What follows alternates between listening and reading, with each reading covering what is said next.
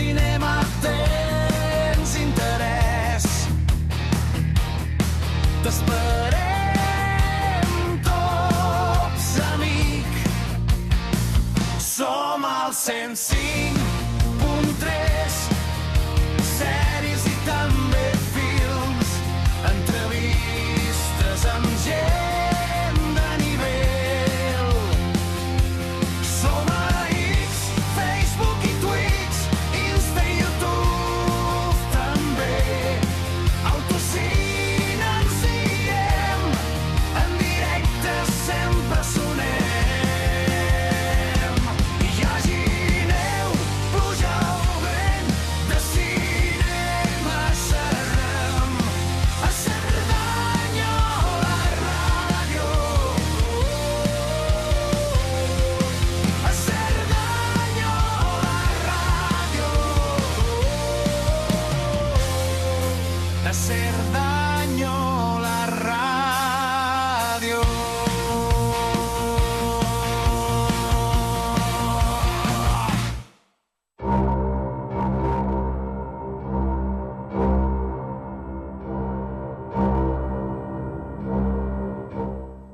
Muy buenas noches y bienvenidos a Autocine, vuestro espacio dedicado al cine y la cultura audiovisual en las ondas de Sardañola Radio. Cada martes de 9 a 10 de la noche en el 105.3 y también a través de sardañola.info. Además, nos podéis seguir en directo en Twitch y recuperar todos nuestros programas cuando queráis en YouTube e iVoox. Y por supuesto, seguirnos compartiendo nuestra pasión por el séptimo arte en Facebook, Instagram, X y Blue Sky. Llegamos hoy al final de nuestra temporada. Han sido muchos meses de estrenos, debates, descubrimientos, reivindicaciones y conversaciones alrededor de aquello que más nos gusta, el cine. Una temporada en la que hemos intentado acercarnos tanto a grandes producciones como a aquellas obras menos visibles que merecen ser descubiertas o definidas. Y para despedirla, como se merece, contamos con una alineación de lujo. En el estudio nos acompañan dos habituales de la casa, Salva Valero y Juan Sánchez, mientras que al otro lado del teléfono estará, como siempre, nuestro inseparable compañero de aventuras, el escritor Julián Juan Lacarasa, dispuesto a sumarse a la conversación y a aportar su mirada cinéfila. Antes de continuar, queremos dedicar unas palabras muy especiales a quien hace posible que todo esto suene cada semana. Al control técnico nos acompaña nuestra compañera Nuria Folk. Y este programa tiene para ella un significado especial, porque será el último en Autocine. Desde aquí queremos agradecerle su profesionalidad, su paciencia y su trabajo detrás de los micrófonos durante todo este tiempo. Además, Nuria es la responsable de Contracordura, el magazine recién salido de quicio, un proyecto tan personal como estimulante que os recomendamos seguir de cerca, especialmente a través de Instagram. Gracias, Nuria, por formar parte de esta aventura. Y como broche de oro, para cerrar la temporada, hoy tenemos el privilegio de recibir a Ignacio P. Rico, crítico de cine y profesor, con quien vamos a sumergirnos en la filmografía de uno de los cineastas europeos más singulares, incómodos y fascinantes de las últimas décadas, el director belga Fabrice Duvels. Autor de obras tan perturbadoras como intensas, Duvels ha construido una carrera marcada por la exploración de los impulsos más oscuros del ser humano. Su cine combina el thriller, el horror psicológico y el drama con una mirada profundamente personal, creando películas de enorme fuerza visual y emocional. Lejos de acomodarse en fórmulas convencionales, ha desarrollado un universo propio donde la violencia, la obsesión, la identidad, la marginalidad se entrelazan en relatos tan inquietantes como hipnóticos. Un cineasta que divide opiniones, pero que difícilmente deja indiferente a nadie. Así que preparaos para una conversación apasionante sobre uno de los nombres más estimulantes del cine europeo contemporáneo. Quien os habla, Alberto Rodríguez, director y presentador de Autocine. Comenzamos en 3, 2, 1, ¡acción!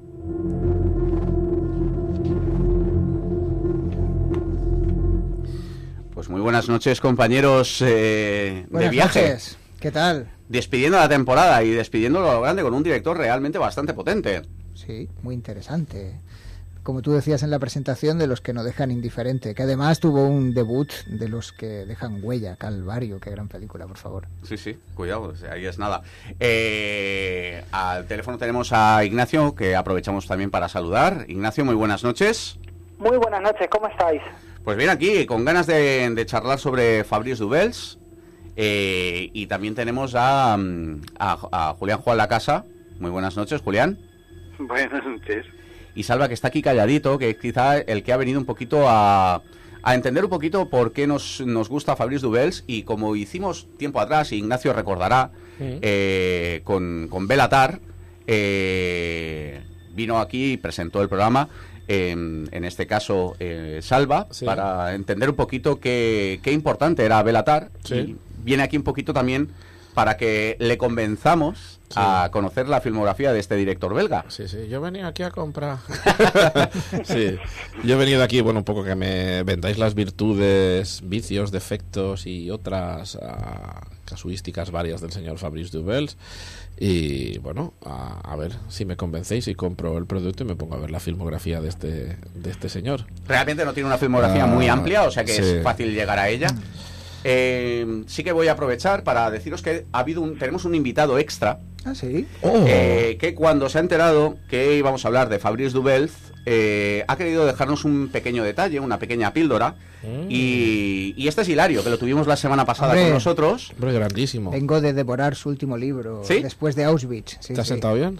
Pues bastante bien, sí, la verdad, vale la pena. Pues si os parece bien, vamos a iniciar un poco la introducción con lo que tiene que comentarnos Fabrice Dubels, y a partir de aquí pues intentaremos comunicar o hacer una conversación un poquito en mesa redonda. Vale. Todo belga oculta un Landru en su interior, es decir, todo belga es el vecino bonachón con el que nos cruzamos muy temprano por la mañana y nos da los buenos días, pero también es ese vecino misterioso al que vemos pasar horas y horas en el jardín trasero de su casa, preocupado por sus bromelias y por sus rosas, bajo cuya superficie maravillosa quizás se apilan los cadáveres de las personas a las que ha ido asesinando a lo largo de su vida. Fabrice Dubels es también un cineasta que esconde su Landru en su interior y por eso sus películas son películas duales que no sabemos a qué género pertenecen de verdad. Yo creo que en realidad provienen de una escuela que comenzó a finales de los 50 con cineastas como Georges Franju o como André Delvaux, que practicaban algo que nosotros podríamos llamar el realismo poético, pero que a la vez combinaban con otro tipo de realismo que era un realismo siniestro. Eran cineastas que no tenían que utilizar la parafernalia del cine de terror para crear terror, no. Eran cineastas a los que les gustaba capturar la realidad tal cual es, pero hacer a través de sus personajes que esa realidad se enrareciese progresivamente. Eso es lo que caracteriza, de hecho, a Fabrice Dubels, que podríamos considerar como una especie de réplica de David Lynch dentro del cine europeo. Fabrice Dubels tiene detrás una trilogía dedicada a personajes femeninos, la trilogía que componen Calvario, Aleluya y Adoración, que muestra los comportamientos de tres mujeres en la sociedad belga actual, donde para que una persona conserve la cordura, la racionalidad, es decir, no se dan las condiciones para que suceda, y por eso esos personajes al final acaban teniendo unos comportamientos extremos. Además de las mujeres, a Fabrice Dubels le interesan también los niños, como hemos podido ver en una de sus primeras películas, Binjan, pero sobre todo en su último largometraje, que es El caso Maldoror, que en mi opinión es el mejor largometraje de toda su carrera, donde un policía se obsesiona para resolver un caso que está basado en un caso real que tuvo mucho impacto en la sociedad belga, sobre el asesinato de varios niños a manos de unos sádicos asesinos que trabajaban para una red de pederastas. Obviamente el problema en esta película es que el policía en principio comienza siguiendo los procedimientos que le permite seguir el cargo que desempeña, el cargo de policía, pero progresivamente se da cuenta de que si no se salta esas limitaciones que tiene desde su propio puesto de trabajo, jamás llegará a descubrir a los asesinos. Yo creo que podríamos decir que en el cine europeo Fabrice Dubels es el gran analista, el gran retratista de lo que somos todos a estas alturas del siglo XXI. En mi opinión, es continente. Todo belga oculta un Landru en su interior, es decir, todo belga es...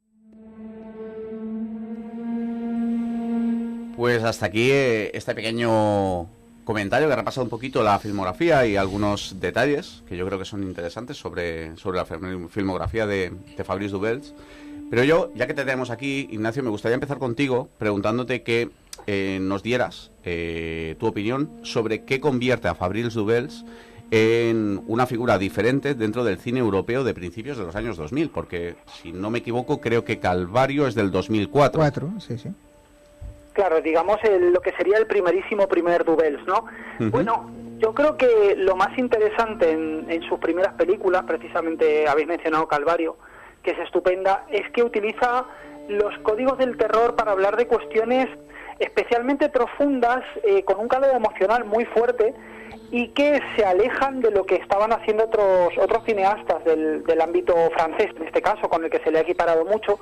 Y son temas como la obsesión, ¿no?, que lo acompaña durante toda su trayectoria, la soledad, el deseo de trascendencia, ¿no? Recordemos que al final Dubels es un cineasta con una educación jesuítica que él dice que lo marca mucho. Entonces el tema de la fe, incluso la fe en términos oscuros, en términos profundamente perturbadores, y la búsqueda de trascendencia están ahí. Y también otra cuestión como es la caída moral, ¿no? Temas, por cierto, que son muy afines a otro género como podría ser el cine negro, al que tampoco ha hecho ascos durante su trayectoria. Y a mí me gustaría, por resumir un poco lo que estoy diciendo, hablar de él menos como un cineasta del miedo que como un cineasta de las pasiones humanas, que es algo raro de encontrar en el cine de terror contemporáneo, y menos en el de esa época, ¿no? Uh-huh. Juan, ¿crees que Calvert fue una carta de presentación demasiado extrema o era la única forma de llamar la atención en aquel momento?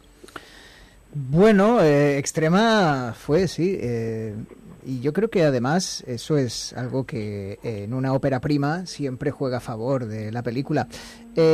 Por eso discrepo un poco del análisis que hacía Hilario, que bueno, venía a decir que Maldoror, su última película, es la mejor. Yo creo que, a mi modo de ver, para mi gusto pasa un poco lo contrario. Creo que empieza por todo lo alto, con Calvario, y luego su filmografía va un poquito a menos, quizá porque le ofrecen películas más de encargo en ocasiones, o quizá porque pues al adaptarse a la industria pues acaba ofreciendo un tipo de producto quizá más convencional.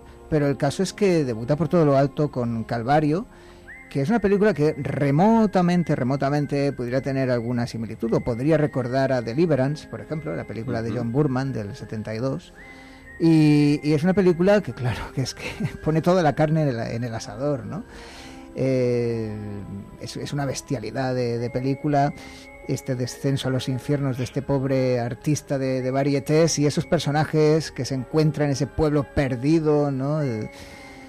Y claro, pues mantener ese nivel en el resto de su filmografía pues ha sido complicado. Sí que es verdad que hay otras películas como Aleluya que retoman un poco ese espíritu, que vuelven a ser transgresoras y vuelven a ser rompedoras. Con Lola Dueñas. Con Lola Dueñas, eso es. Y bueno, yo me quedo con la idea de que él lo que crea es un universo personal con ideas recurrentes que van y vienen de forma obsesiva, con nombres de personajes que se repiten cíclicamente, ¿no? Son muchas las películas en las que hay una Gloria, un personaje que se llama Gloria, o el apellido Belmer, ¿no?, que aparece reiteradamente, o incluso Bartel aparece, ¿no?, en distintas películas. Son películas que dialogan entre ellas, ¿no? Y eso pues es muy interesante, porque tanto en literatura como en cine, cuando un autor, cuando un cineasta en este caso, es capaz de crear un pequeño universo en el que las películas dialogan entre ellas, pues siempre tiene mucho mérito. Estamos hablando de un autor, justamente, ¿no? Por más que en algunas películas pues haya cedido un poco a según qué concesiones, como en Col 45, es una película curiosa, ¿no? Me parece una película que en su momento fue bastante infravalorada y es una película que, revisionándola, Sí. es una película que me gana bastante con el tiempo. Tiene cosas que evidentemente... Es una película de es el- género. Claro, y quizás más sencillita, más suave, Podríamos teniendo en decir- cuenta, entre comillas, Sí, siendo un poco malos, que es una peli de cuñados. en cierto modo. Pero bueno, que tiene su interés. Además está protagonizada por Imanol Perset, que es el hijo de Laura del Sol, de la actriz española Laura del Sol. Y bueno, es una película curiosa, ¿no? Porque parece que aparentemente desentona un poco con lo que es el resto de la filmografía de Fabrice Dubels, pero bueno, también es posible encontrar en ella estos temas recurrentes que decíamos, ¿no? Tan obsesivos, Además, que viendo las películas de este director belga, yo he descubierto dos cosas. Lo digo en plan de broma. Es cuánto llueve en Bélgica. Llueve muchísimo y qué poco usan los paraguas los belgas, ¿no? Porque hay montones de escenas con los personajes bajo la lluvia. Es otro elemento recurrente, ¿no? La lluvia y cómo los personajes se empapan bajo la lluvia, ¿no? Yo creo que tiene muchos temas recurrentes y, como tú ibas comentando, repite muchos de esos recursos, pero de una forma que, de alguna manera, los va deformando. Cada vez, de alguna manera, podemos decir que muchos directores a lo mejor van puliéndose con el tiempo y él prefiere como deformar ese pulido, ¿no? Julián, no sé si has podido hacer deberes, has podido ver alguna cosita de Fabrice Dubels, si has podido ver algo, ¿qué te ha parecido? Bueno, sí, he visto unas cuantas películas. Bueno, primero ya sabía que es un cineasta con una atmósfera propia, pero propia esta de opresiva, o sea que no es fácil verlo, pero claro. Bueno, una cosa, eso de que no lleven paraguas, no creo, o sea, era que a él le gustamos a la gente mojándose, ¿no? Porque claro, seguro en Bélgica llevan paraguas como todo el mundo. O sea, que a él le gusta eso como porque da mucho efecto dramático. Te has tomado al pie de la letra mi broma.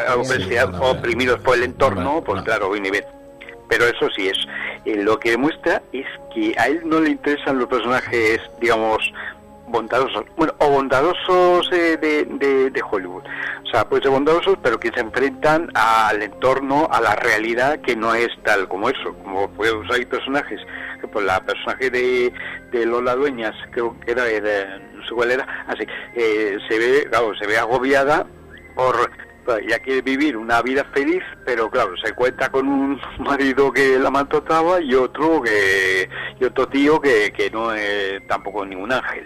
O sea, que cada uno, o sea, personajes, muchos de ellos intentan luchar, seguir adelante, pero claro, en un entorno, que es súper heavy. Sí. Bueno, pues dime, perdona, Salva. No sé, a mí ha habido una de las cosas así, para no conocer el mundo de Dubels, que creo que ha sido muy interesante de lo que ha indicado Hilario ya desde un principio. Bueno, ha dicho eso, el belga, la cara amable del belga, el belga como persona anodina dentro de una sociedad que parece que no pasa nada, y realmente son muchas cosas que pasan por debajo. Y, bueno, y yo creo que, por lo que voy más o menos entendiendo de lo que vais explicando, corregidme a ver si erro mucho el tiro o no. Creo que este señor lo que es un gran retratista de la perturbación, de las obsesiones perturbadoras. Totalmente. ¿Sí? Sí. Y creo que es esa perturbación que muchas veces puede coincidir con el terror, que puede coger formas y estilos y clichés del terror, pero no llega, porque su intención no es retratar algo terrorífico a nivel físico, sino un poco más a nivel, si queréis, conductual, social. O sea, que detrás de esa paz o esa anodina rutina de un belga estándar se ocultan personajes como muy desestructurados mentalmente, afectivamente, y que son capaces de auténticos horrores, ¿no? Porque por más o menos, por lo que entiendo que dice Juan, Calvert a nivel de violencia explícita creo que es bastante explícita. Sí. Que no, Sí, sí. que si a lo mejor no tienes, si has ido a comer y luego vas a ver la película, a lo mejor no es la mejor recomendación. Sí. Todas sus películas son muy explícitas en cuanto a violencia, pero esta quizás se lleva la palma, creo yo. Sí, de hecho es interesante porque la semana pasada hablábamos de José María Núñez y sobre todo Juan destacaba mucho, ¿no?, la parte humanista de José María Núñez, y en cierto modo yo creo que es la otra cara de la moneda, la de Fabrice Dubels, porque creo que desde un punto de vista quizás más turbio es también otro humanista. Pero bueno, ya iremos desarrollando esto. Si os parece bien, el jueves que viene tenemos también creo que acaban temporada los compañeros de Cinéfilos, y tienen una última propuesta, yo creo que bastante interesante, protagonizada por Mads Mikkelsen, así que veamos qué tienen para este jueves a las 8:30. El pròxim dijous 18 baixem la persiana amb la pel·lícula El último vikingo, protagonitzada per Mads Mikkelsen i Lie Kaas. És una comèdia negra que reflexiona sobre la identitat, el que som i el que volem ser. Els protagonistes d'aquesta pel·lícula són dos germans, un que acaba de sortir de la presó i que busca un botí. L'altre és qui coneix el parador d'aquest botí, però pateix un trastorn d'identitat i no recorda on es troba. El primer és agressiu, el segon es refugia en la fantasia. La pel·lícula veu de l'univers dels germans Coen amb aquella barreja de violència i humor negre. Us esperem a dijous 18 a 8:45, com sempre.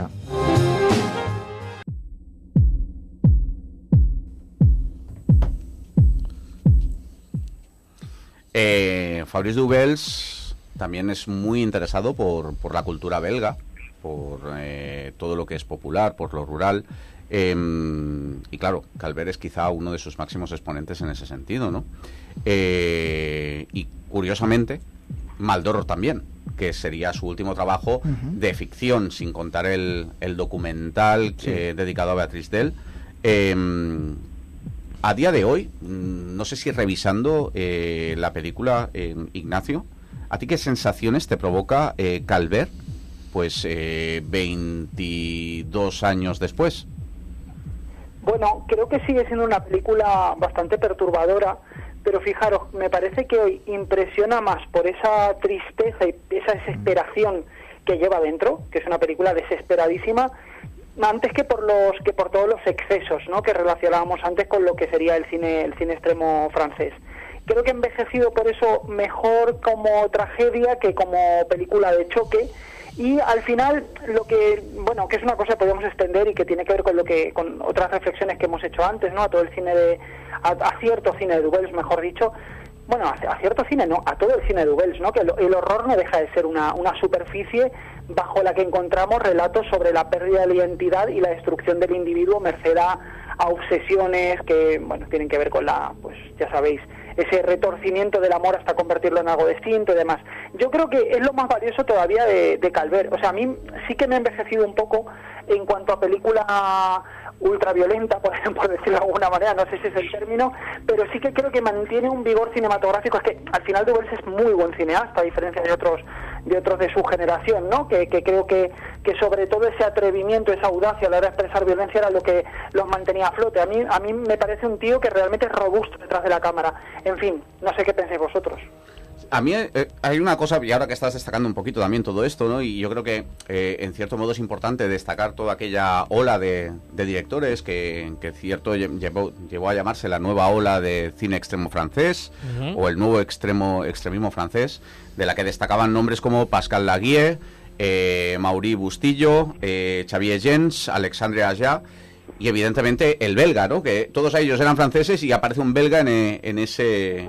Y un argentino, ¿no? El argentino Gaspar Noé podría estar metido, pero eran un poquito más anteriores, tanto Gaspar Noé como incluso Dumont, que también lo incluían, ¿no? Pero eran como, digamos, el embrión de lo que luego fue esta gente nueva con estas propuestas bastante radicales, pero que yo creo que el que a día de hoy aguanta el tipo y ha demostrado que tiene otros intereses más allá de llegar a ser explícito sin negarlo ha sido Dubels.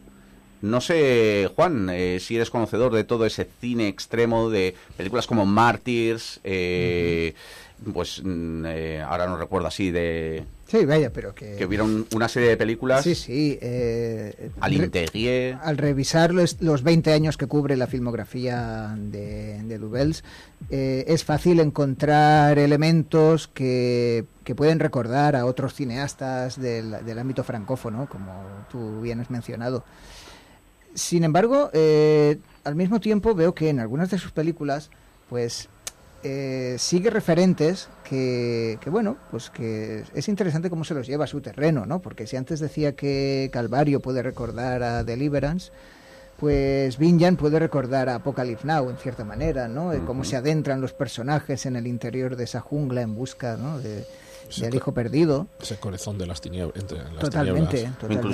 Incluso a Roman Polanski, ¿no? Con Aleluya, en cierto modo. Sí, eso es. E incluso pues en Adoración es posible ver en cierto modo un esquema similar a La Noche del Cazador, con los dos niños que se adentran en el río, ¿no? Es decir, que bebe de referentes clásicos. No solo coincide con cineastas de su misma generación y de su mismo ámbito geográfico e idiomático, sino que, bueno, es un director que demuestra que tiene una base cinéfila importante, ¿no? Porque hay guiños en sus películas que demuestran que su cine bebe de una tradición clásica, que es fácil reseguir, ¿no? En las películas que hemos mencionado. Yo hablaba con Ignacio fuera de micros, y también he hablado estos días también con otros compañeros, preparando un poquito el programa de Fabrice Dubels, como Hilario, y con otros compañeros también dedicados al mundo de la crítica. Y la verdad que a mí me llamaba la atención y intentaba ver si era una cosa mía, y todos han acabado diciendo, hostia, no había caído en ese detalle, pero es interesante, y es que de algún modo el cine de Dubels, sobre todo, que está muy interesado por los márgenes, por figuras feas, por un barroquismo muy feo y premeditadamente feísta visualmente, en cierto modo me recordaba también a Eloy de la Iglesia, al cine de Eloy de la Iglesia, con tanto Los Navajeros como El Pico a veces, y vas viendo su cine y dices, a ver, que no tiene nada que ver, porque las intenciones tanto de uno como de otro son diferentes, pero hay algo que los unifica. Hay sensibilidades, remotamente parecidas, te lo compro, lo cual no quiere decir que se parezca no, las para películas nada de un director y de otro, pero sí que es verdad que hay una sensibilidad que gira en torno, como tú decías, a los personajes marginales. Y además, otra cosa que une a estos dos cineastas que mencionas es su gusto por el amor loco, el amour fou. Estas relaciones apasionadas y destructivas que están en prácticamente todas las películas de Fabrice Dubels. Hay una relación de amor que acaba enfermiza absolutamente, y que lleva a uno a sucumbir a las exigencias del otro. Lo vemos ya en tóxicos. Totalmente, lo vemos en Vinjan, lo vemos en Aleluya, sobre todo, lo vemos en Inexorable, está. Bueno, yo lo que, haciendo un poco los deberes antes de entrar al programa, uno de los aspectos que me ha llamado la atención de este director es que, bueno, según las fuentes así que he consultado, para crear estos ambientes perturbadores, por ejemplo, él es, por decirlo de una manera, no diré enemigo acérrimo, pero sí rehúye lo que es la limpieza del formato digital, y firma en celuloide, porque el celuloide le da una serie de texturas, unos juegos fotográficos que para estos ambientes perturbadores le viene como anillo al dedo.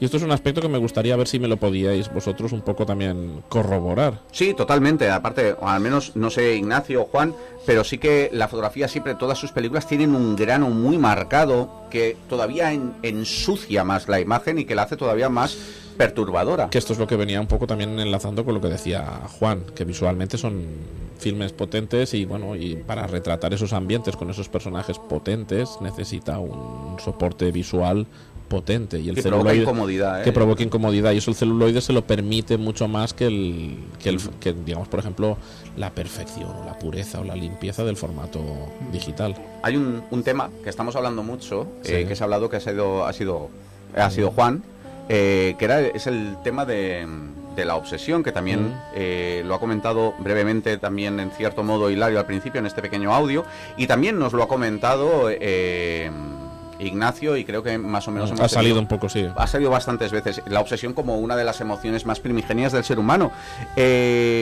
Ignacio, aparece desde el primer minuto en la filmografía de Dubels, y cómo evoluciona con el tiempo, porque claro, tenemos claro que Hilario, quizás su película preferida de toda la filmografía de Dubels es Maldoror, algo que yo también comparto, pese a que también me encanta mucho Calvert y también me gusta y tengo mucha estima a Aleluya o Adoration.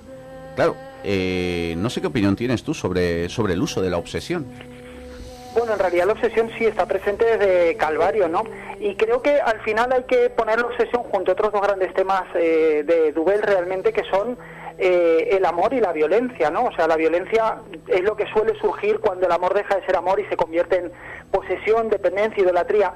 Pero a propósito de esto que tú me preguntabas, un poco la evolución de esa obsesión de los personajes, yo creo que Dubels se vuelve más complejo y más humano con los años. De hecho, Adoration es una película de gran ternura, en el fondo, ¿no? Pese a habla de un primer amor adolescente, y ahí el lenguaje de Dubels, ¿no? Ese lenguaje tanto visual como esa retórica, digamos, en la escritura tan bruta, salvaje, le pega muy bien. ¿Y por qué digo que hay una evolución? Porque en el fondo le interesa cada vez menos el monstruo y más la persona que sufre, y ahí eso nos puede llevar, por ejemplo, al policía que protagoniza Maldoror, ¿no? Que realmente no deja de ser casi una especie de intento, ¿no? También terrible, porque la obsesión al final siempre deriva en una autodestrucción de la persona que la tiene, pero bueno, que es una especie de caballero andante de nuestro tiempo. Lo que pasa es un caballero andante dubelsiano, obsesivo y por tanto al final autodestructivo.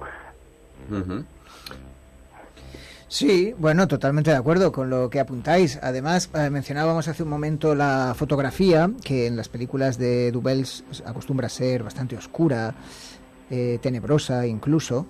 Y eso conecta muy bien con otro elemento de su filmografía, que es cómo aborda el tema de la niñez, ¿no? La pérdida de la inocencia y la niñez herida, porque Dubels introduce la infancia o la juventud no como un territorio de luz, de inocencia, sino que lo hace más bien como un espacio de trauma o de corrupción inminente, y eso es lo que hace que su cine sea incómodo muchas veces. Cómo aborda el tema de la infancia, los niños que aparecen en sus películas, o incluso los adultos que protagonizan sus películas, a veces se intuye que han tenido una infancia compleja, dura. Estoy pensando en el personaje de Lola Dueñas en Aleluya, ¿no?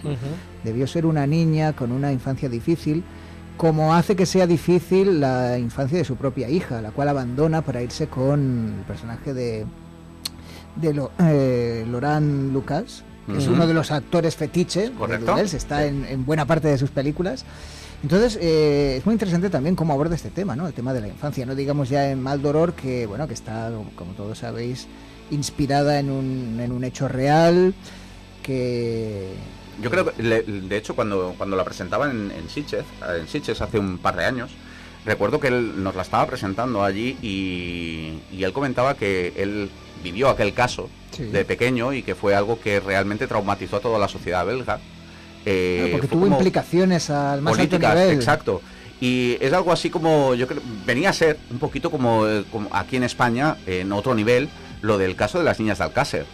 Entonces, tal como había marcado Maldoror, ese trauma es lo que a él, de niño, le creó, quiso trasladarlo al cine. Entonces eso nos explicaba, ¿no? Sí. Por eso digo que no se anda con chiquitas, que él aborda temas que incomodan al espectador, que no son fáciles, que hacen además que su cine pues no sea un cine fácil a nivel comercial, ¿no? Por eso estamos hablando mucho de Sitges, de circuitos, de festivales. Él ha estado presente en todas sus películas en Cannes, sí. Ha estado presente sobre todo en la semana del director, también alguna en el mercado, como creo que fue Col 45. Pero no aborda temáticas que vayan a ser del agrado del público muchas veces, ¿no? Quiere decir que es un cineasta, y eso es de admirar, que siempre aborda un riesgo considerable en sus películas, ¿no? Porque se atreve a indagar en esa parte oscura que mencionábamos muchas veces del ser humano, un poco volviendo a lo que decía Hilario en su presentación, ¿no? En ese cadáver que escondido bajo la alfombra, ¿no? De estos belgas aparentemente tan, ¿no?, educados y tan correctos. Recuerdo, permíteme el inciso, que había una película, no sé si la recordaréis, ganó en Sitges del 92, el año que se presentaba Reservoir Dogs, y ocurrió cerca de su casa, que era como una especie de falso documental. No sé si la recordáis, Ignacio, ¿la tienes en memoria? No la tengo reciente, pero por supuesto que me acuerdo de ella. O sea, bueno, si os cuento el contexto en el que la vi, que fue que un compañero tuvo la idea de traerla al instituto y no sé cómo comenzó el profesor, la puso en clase, bueno, en fin, se dio una allí. Me imagino cómo acabaría, ¿no? Pues como el Rosario de la Aurora, porque la película es bastante dura y yo creo que anticipaba cosas que luego han sido de interés en Dubelt. Sí. Entonces, a mí me gustaría saber, Ignacio, si en tu caso, si crees, y por lo que estamos un poquito hablando, que esta etiqueta de cine extremo, esta etiqueta de buscar esta incomodidad, este riesgo, ha podido perjudicarle a él como director a la hora de valorar su obra. Porque más allá de los circuitos de festivales, que es un director muy de festival, no ha sido un director de grandes salas. Ya, yo creo que sí, fijaros, porque cronológicamente, y además es que pienso que es una etiqueta hasta cierto punto injusta, porque justo eso iba a deciros, que cronológicamente encaja, digamos que viene bien, digamos, acercarlo a toda esa hornada de directores, a un Loyer, o, bueno, el gran Loyer, al propio Noé, pero luego espiritualmente no comparte tanto. Entonces, sí, creo que también le ha perjudicado el haber, de alguna manera, nacido en todo ese grupo, por decirlo de alguna manera, o haber sido, mejor dicho, haber sido relacionado con todo ese grupo, y también el ser un cineasta con ciertas ambiciones que, a diferencia de un Alexandre Aya, no se ha conformado con acabar haciendo encargos, ¿no? Que Welles tiene una carrera de una coherencia brutal, que yo creo que solamente se puede equiparar dentro de, digamos, toda esta corriente de cineastas con los que se le hermanó, al propio Noé y a Pascal Loyer. Pero me parece que él compartía intensidad y radicalidad, pero estaba mucho más interesado, y esto su cine reciente nos lo reafirma, ¿no?, en la tragedia que en el shock, porque ese era un cine muy de patán. Entonces pienso que sí, esa asociación le ha hecho mal, pero es que además es una asociación hasta cierto punto, bueno, que no está hilada muy finamente. Vinian es una película infravalorada, muy infravalorada, y revalorizada ahora con el tiempo, sobre todo con la reivindicación de Fabrice Dubelt tras el estreno de Maldoror y el éxito que en cierto modo ha tenido en la crítica más profesional. Vinian, ¿qué te parece a ti? Juan, ¿qué opinión tienes? Pues es muy interesante cómo la desesperación de unos padres, sobre todo de la madre, el personaje interpretado por Emmanuel Beart, cómo se aferran a la más mínima esperanza, cómo se adentran en las profundidades de la selva de Tailandia, cómo confían en este hombre extraño que les promete encontrar a su hijo, y luego todo ese mercadeo que hay detrás y cómo les piden dinero a cambio de explotar la esperanza de unos padres desesperados porque perdieron a su hijo de corta edad en el tsunami, ¿no? Entonces es interesantísimo cómo, pues mira, es una película que viéndola a mí me recordó a una película reciente y de mucho éxito, que todo el mundo ha hablado mucho de ella, que es Sirat, en cierta manera, porque tienes a dos occidentales que se adentran en un espacio hostil, exótico y en una cultura muy diferente a la suya, y cómo van como quitándose, ¿no? Se van desprendiendo de muchos elementos de su cultura occidental, y no es nada fácil el nadar en esas aguas turbulentas, y todo lo que encuentran allí es un poco como una vuelta a los orígenes, ¿no? Y son unos orígenes nada ideales, ver cómo aquellos niños casi caníbales, ¿no?, que se encuentran allí en la selva. Es una película interesantísima, creo yo. Es un proceso catártico, la película. Bueno, si lo quieres ver así... Sí, yo pregunto. No, pero un poco cruel.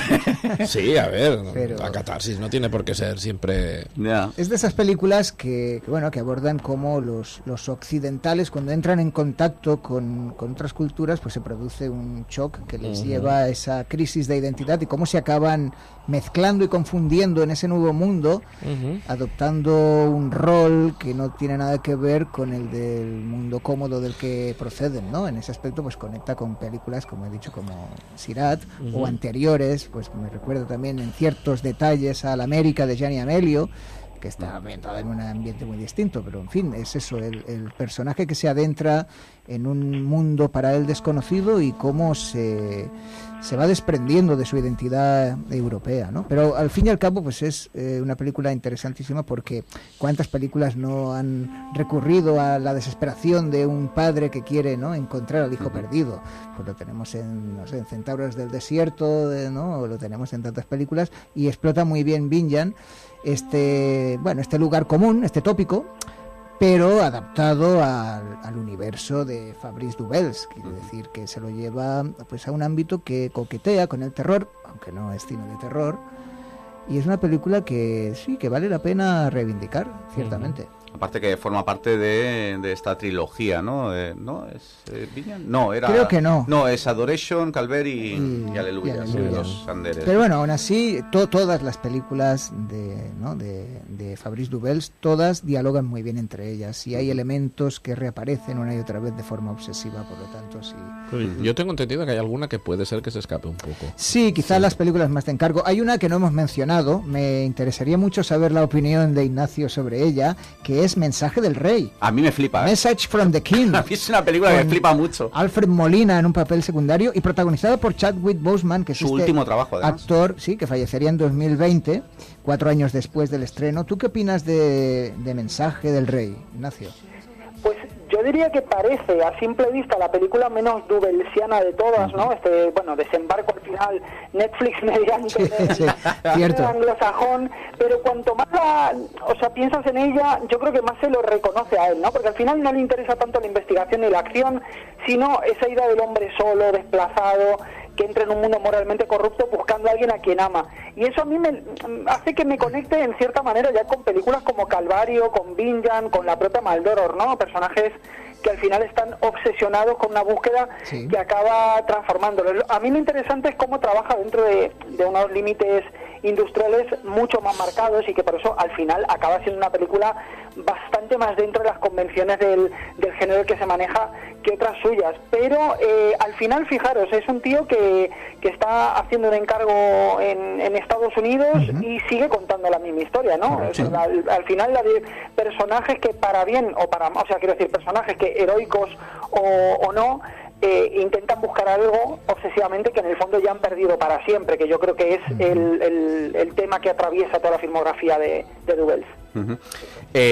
Pues si os parece bien, vamos a hacer un pequeño relax de esta intensidad, porque realmente Dubels es un director muy intenso, y creo que, aprovechando que tenemos a Julián y que él siempre cada semana nos prepara una mini sección, vamos a hacer algo más trivial, y en este caso nos va a hablar,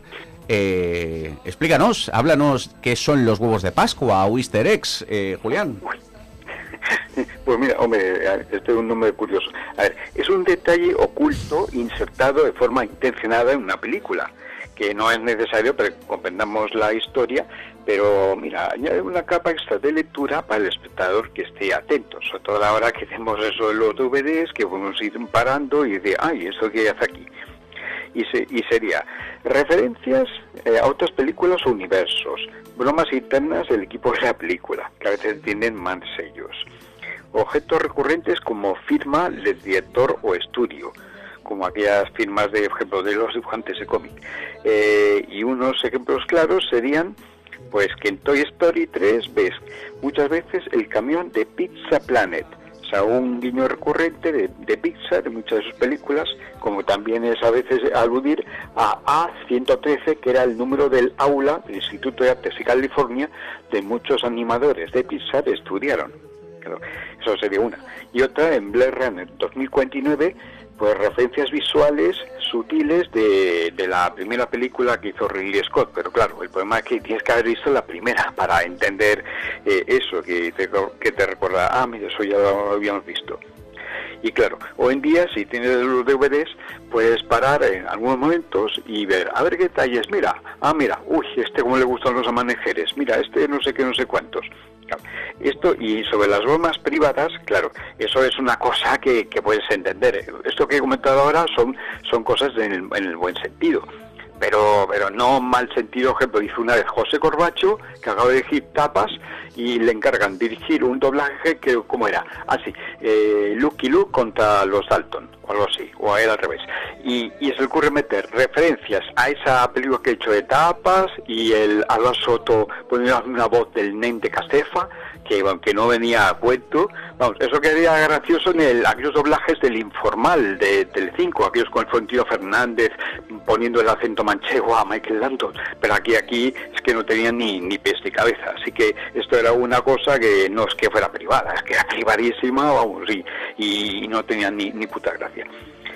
Pienso, hoy en día, en la era digital, todo esto del huevo de Pascua, o como se diga, también funcionan como herramienta de conversación y viralidad en las redes sociales, porque cualquiera puede destacar un detalle y esto será lo que más se hable. Así que por tanto es secreto deliberado dentro de una película para que lo descubramos en una segunda mirada y así, ahora ya nos interesa más. O sea que esto es más un detalle de las gentes, esas personas, los cinéfilos que nos gusta ver los detalles curiosos. Eso que los franceses llaman los pequeños detalles, que son unos maestros y que siempre nos acabamos fijando. Bueno, yo tengo que decir, después de esta explicación, Julián, me has dejado sorprendido, ¿eh? Te he visto en puntos bastante vehemente. ¿Sí? Sí, yo no me lo esperaba con esa...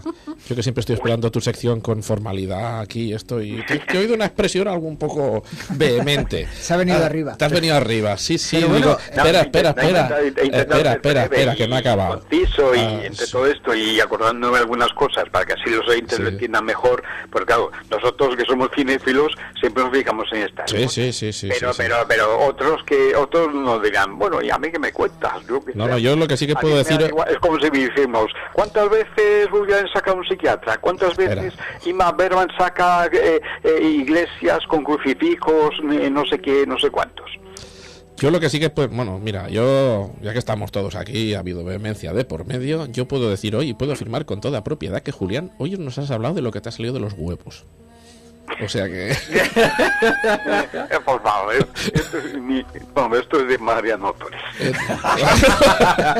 Me siento ofendido. No, pero independientemente de eso, ¿no? Era un poco el doble sentido de la palabra, esa anfibiología obscena buscada ahí retóricamente. Si os parece bien, pues hacemos una pequeña pausa y retomamos un poquito el tema de hoy. Os dejamos con ¿dónde podéis tomar vuestro mejor vermut? Al carrer del Foment número 1, a la millor terrassa de Cerdanyola, hi trobareu el Solidari, segurament la millor vermuteria de la ciutat. Al Solidari hi trobareu un ambient acollidor, un servei excel·lent i la millor selecció de vermuts i cerveses. Som més que un bar, som un lloc de reunió amb molt d'interès per la cultura. Exposicions mensuals, grups de lectura, tertúlies, concerts... Som la seu de l'Associació Cultural La Constància. Col·laborem amb els castellers, amb la sardana, amb la batucada i amb tot el que significa cultura de país.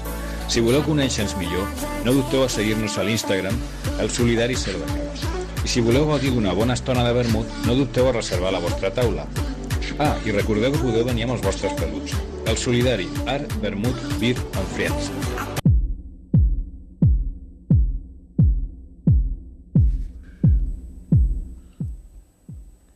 Pues aprovechando que Julián mencionaba un poco pues rasgos de humor y demás, aunque parezca mentira, en el cine de Fabrice Dubels a veces hay un cierto humor, pero claro, humor que llega a la ironía y al sarcasmo, ¿no? Muy sutil, pero en algunos de los nombres, ¿no? Porque este apellido Belmer, que reaparece insistentemente, ¿no? Pues claro, fonéticamente para un espectador francófono, Belmer suena igual que suegra o madrastra. Es decir, que el personaje se apellide madrastra o suegra, pues no deja de tener ahí un cierto toque de huevo de Pascua, ¿no? Sí. O incluso mencionábamos hace un momento a Mensaje del Rey, ¿no? Pues el protagonista va buscando a su hermana, se llama Bianca. Claro, la chica es sudafricana, ¿no? Es decir, que a veces estos toques así un poco irónicos o sarcásticos, aunque parezca mentira, están en el cine de un autor que, bueno, pues que incomoda, pero eso no quiere decir que no pueda haber toques ligeramente sarcásticos incluso. Hombre, yo te diría, sí. Se ha hablado... Nada más perturbador que una suegra. Por eso digo que es curioso ese apellido Belmer, que aparezca insistentemente. A nosotros no nos dice nada, pero a un espectador francófono, Belmer, le añades ahí un par de es y fonéticamente suena igual que Belmer es la suegra o la madrastra incluso. Sí, ¿no? ¿Qué haré yo para contentar a mi suegra, no? Hemos hablado de ciertas influencias de directores de cinefilia que podía tener Fabrice Dubels. Él sí que ha citado explícitamente a directores como David Lynch, Tarkovsky, Polanski y algún otro. Entonces, ¿tú estás de acuerdo, Ignacio? ¿Tú ves Werner Herzog, por ejemplo, que también lo ha citado en su filmografía, o ves incluso también a Pier Paolo Pasolini o David Lynch? Sí, realmente sí, yo los veo a todos ellos. A Lynch lo veo sobre todo en esa sensación, ¿no?, que acompaña a todas las pelis de Dubels, de que bajo la realidad, bajo la aparente, existe una capa de irracionalidad, de oscuridad, de inquietud.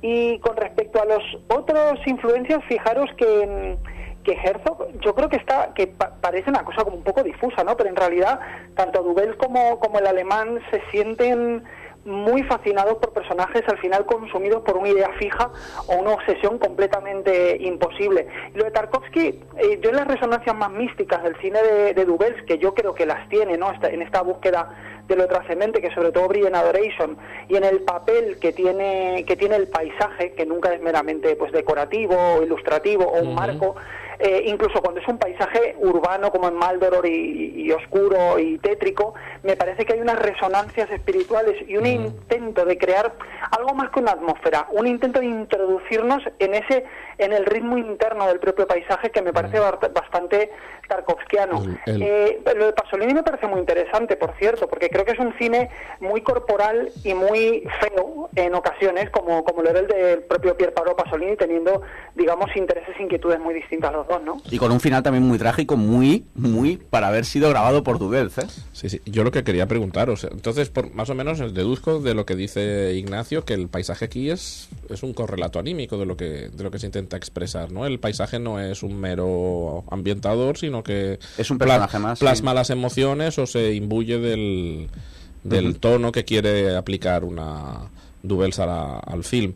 Yo también quería comentaros también en estas investigaciones previas que he hecho, me ha sorprendido, por ejemplo, que Dubels, a ver si esto me lo podéis decir también, corroborar, que se había dedicado antes de estar en el cine, se había dedicado, por ejemplo, también al mundo de la televisión. Y que ha sido presentador, entrevistador y ha sido guionista incluso de sketches de humor en Canal Plus Francia. Lo cual me sorprende también viendo lo que estáis hablando de este director. Dices, ha acabado tan saturado de, a lo mejor, yo qué sé, de los guiñoles del Plus, que dice, pues ahora me voy a hacer todo lo perturbador.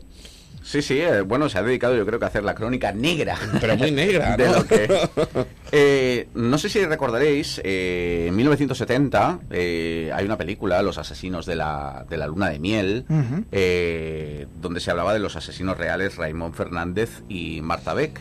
Y este tema, Dubels lo vuelve a traer al cine en Aleluya.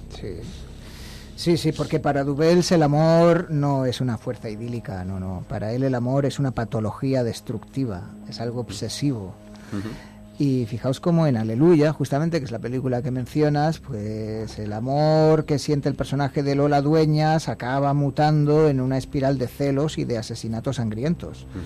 Es decir, quiere locamente al personaje interpretado por Laurent Lucas, pero claro, eso acaba generándole unos celos terribles, ¿no?, de este personaje, que es muy interesante también el personaje de Laurent Lucas en esta película, porque mezcla como los ritos de magia negra para atraer las mujeres a él, de las cuales luego se aprovecha económicamente, ¿no? Es esto que hemos visto desafortunadamente a veces en la vida real, ¿no?, del los enamorados, los amantes que en realidad fingen, ¿no?, que quieren mucho a las mujeres para adueñarse de su dinero, ¿no?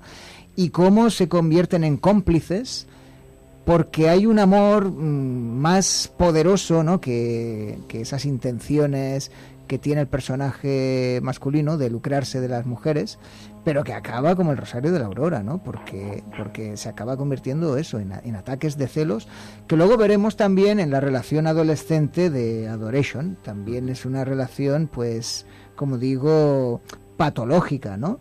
E incluso pues en Vinjan, el amor de madre que experimenta el personaje interpretado por Emmanuel Beard, pues acaba convirtiéndose en una psicosis totalmente, ¿no? Sí, es una psicosis que hace pues que prácticamente enloquezca el personaje, ¿no?, en la búsqueda del hijo perdido. Uh-huh. Yo hay la película de, por ejemplo, de Maldoror, que es el otro caso real, que parece ser que fue trauma de juventud, no solamente, imagino, por lo que comentaba, ¿no?, Fabrice Dubels en su presentación en el Festival de Sitges, sino que fue algo como que a la sociedad pues les impactó, como a nosotros el caso de las niñas Alcácer, como comentábamos. Pero para que el oyente que no haya podido ver la película de Maldoror, yo no sé si estaréis de acuerdo, pero yo para mí vendría a ser un poco una mezcla rural entre Zodiac con Memories of Murder y El Cebo. Ah, sí, wow. Sí. Entonces, se ríe Ignacio, eso es porque algo que has dicho le ha gustado. Pues no sé si le ha gustado o Ignacio estará de acuerdo o él ve más cosas, no lo sé.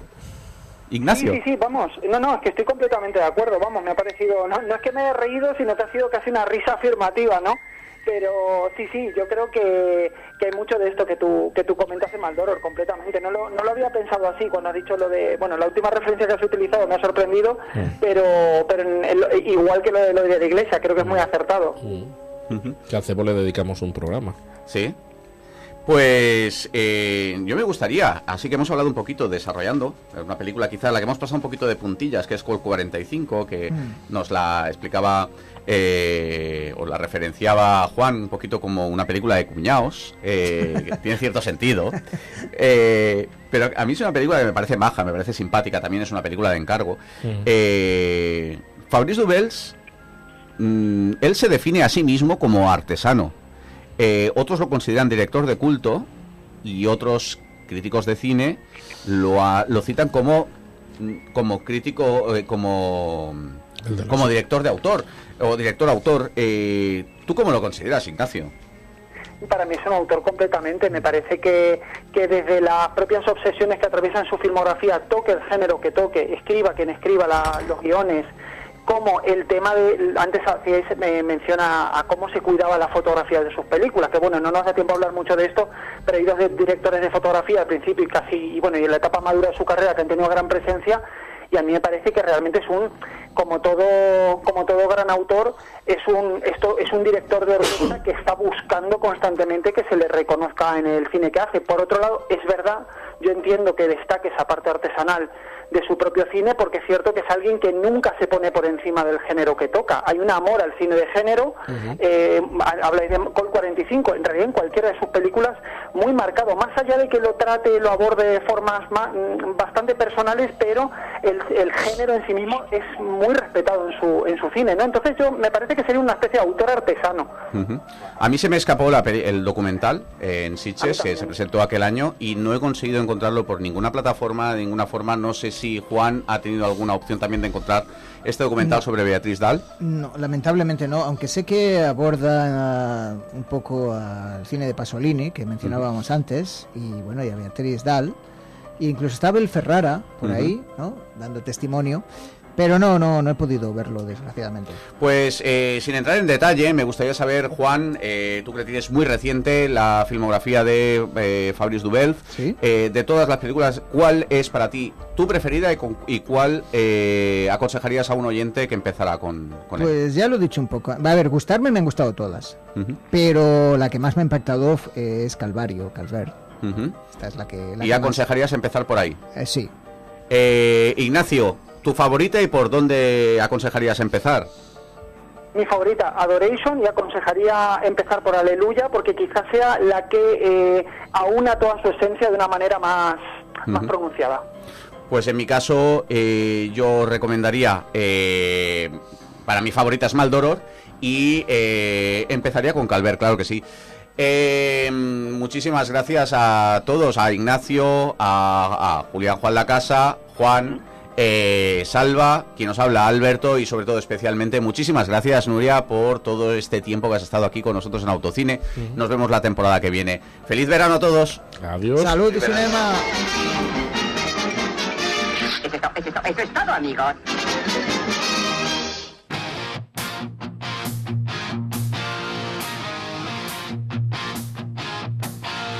Si és dimarts i és de nit i pel cinema